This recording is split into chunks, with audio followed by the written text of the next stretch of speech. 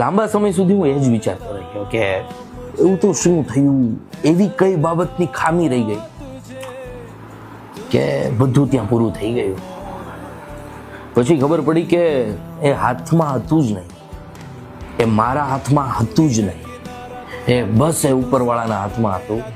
સમયસર એને એક વ્યક્તિ આપી, એ વ્યક્તિનો સમય પૂરો થયો, એ વ્યક્તિનું મારા જીવનની અંદર મૂલ્ય, કામ પૂરું થયું, એટલે ભગવાન એને પાછી લઈ લીધું. હજી સુધી મને મારી વાતનો જવાબ નથી મળ્યો કે આ બધું થવાનું કારણ શું.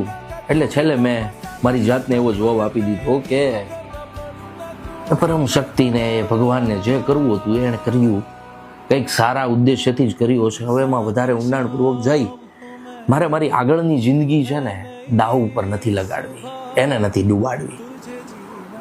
અહીંયાથી કંઈક હું નવું જીવતા શીખ્યો છું.